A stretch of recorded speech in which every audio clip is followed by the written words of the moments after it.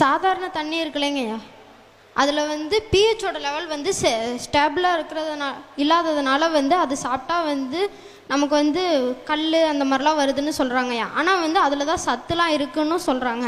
இப்போ வந்து மினரல் வாட்டரில் வந்து அந்த தண்ணி குடித்தோம்னா வந்து நமக்கு ஸ்டோன்லாம் எதுவுமே வராது. ஆனால் வந்து எல்லோரும் என்ன சொல்கிறாங்கன்னா அதில் எந்த சத்துமே இல்லைன்னு சொல்கிறாங்க. இப்போ எதைங்கய்யா குடிக்கிறது? நீ கேட்டியா? நீ பொம்பளை பிள்ளையா ஆம்பளை பிள்ளையா?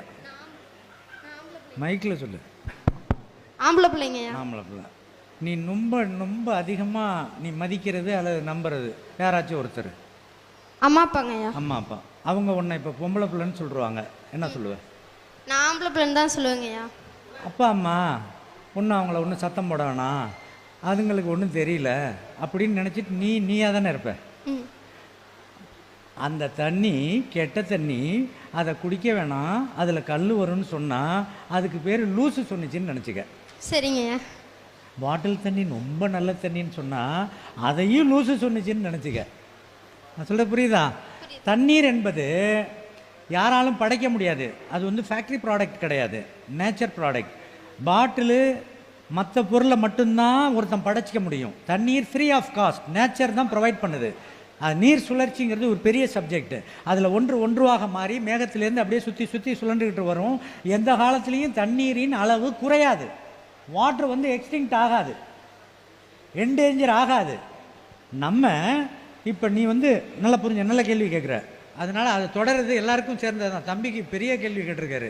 இப்போ நீ வந்து பிரியாணி சாப்பிட்ற, சார் வந்து சாம்பார் சாதம், பாரி சார் தயிர் சாதம், நான் வந்து வாழைப்பழம் மட்டும் சாப்பிட்ருக்கேன். யார் அதிகம் தண்ணி குடிப்பா?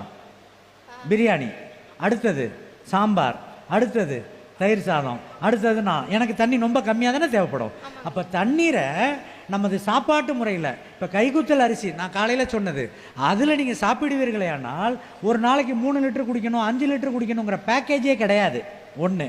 அப்போ தண்ணீரை எக்ஸ்ப்ளாய்ட் பண்ணுறோம், நிறைய யூஸ் பண்ணுறோம். தண்ணீர் தீந்துருமோன்னு பயம், அதெல்லாம் ஒன்றும் தீராது. ஒன்று. ரெண்டாவது, தண்ணீரை பொறுத்த வரைக்கும் நம்ம எல்லாருக்குமே சொல்கிறேன், மண்பானையில் வைங்க. த பெஸ்ட்டு வாட்டர் பியூரிஃபையருங்கிறது என்னென்னமோ இந்த சொட்டு நீர் கடுப்புக்காரனுக்கு சொட்டுறது மாதிரி எங்கே பார்த்தாலும் ஒரு டியூபை விட்டு சொட்டை விட்டு பிடிச்சிக்கிட்டு இருக்காங்களே, அது அல்ல. That is not exact purifier. நீங்கள் மண்பானையை வைங்க வீட்டில். மண்பானையை வச்சு எந்த கருமம் தண்ணியை வேணாலும், இது கருமமாக இருக்கும் போல இருக்குது, முனிசிபாலிட்டி வாட்டர், பேரூராட்சி வாட்டர், ஊராட்சி வாட்டர், மாநகராட்சி வாட்டர் அப்படின்னு நினச்சா ஏதாச்சும் கிருமிகள் இருக்குன்னு நினச்சிங்கன்னா அதை அடுப்பில் வச்சு அவிங்க. தட் மீன்ஸ் பாயில் பண்ணுங்கள். சூடாகதில் அப்படியே இறக்கி வைங்க. ஆறி போயிடுதில் ஆறுனதை மண்பானையில் ஊற்றிக்கிங்க. திரும்பி ப்ரோபயோட்டிக்ஸ் எல்லாம் அதில் என்ரிச் ஆகிடும். அதில் வச்சுட்டு அந்த பானையில் ரொம்ப துல்லிய துகள்கள், சீப்பு, அந்த கண்ணுக்கு தெரியாத துளை இருக்கும், அது பூரா அந்த அழுக்கை டெபாசிட் பண்ணிக்கிட்டு நல்ல வாட்டரை அதில் வச்சுருக்கோம். அப்போ இந்த பானைக்கு வெளியில் பார்த்தீங்கன்னா வெள்ளையாக லேசாக படியும். அது படிகிறத பொறுத்து நீங்கள் பானையை மாற்றிக்கலாம். சார் நீங்கள் தான் பானையை வாங்கி வைக்க சொன்னீங்க, நான் கல்யாணம் வரப்போ என் மாமியார் வீட்டில் வரிசையில் கொடுத்தாங்க, அதை 7 வருஷமாக வச்சுருக்கேன்னா அது விளங்காது. பானை வெளியில் டெபாசிட் ஆகிறதுக்கு மாதிரி அதை வெளியில் தூக்கி அதில் ஏதாச்சும் செடியை வச்சுருங்க. அப்போ வாட்டருங்கிறது எக்ஸலண்ட் வாட்டர். அதை மண்பானையில் நீங்கள் வச்சாலே பியூரிஃபை ஆகிடும். அதை இன்னும் பியூரிஃபை பண்ணணும்னா முருங்கை விதை இருக்குல்ல, முத்துன முருங்கை விதை, அதை 1-2 எடுத்து அந்த தண்ணியில் போட்டிங்கன்னா அந்த தண்ணியில் இருக்கிற நச்சுத்தன்மையெல்லாம் அந்த முருங்கை விதை உறிஞ்சிக்கும். அதை அடுத்த நாள் 12 மணி நேரம் கிடக்கலாம், அடுத்த நாள் உங்கள் கொள்ளையிலையோ ஒரு பேக்கெட்லேயோ அந்த விதையை போட்டிங்கன்னா அந்த விதை முருங்கை கண்ணாகிடும். அது பிறந்த நாள் அல்லது கல்யாண நாளுக்கு யாருக்காச்சும் கொடுத்துடலாம்.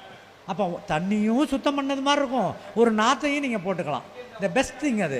அதனால் நீர் ஒன்றை சரியாக வச்சுருந்தோம்னா எந்த வியாதி வராது. The best question. வாழ்த்துக்கள்.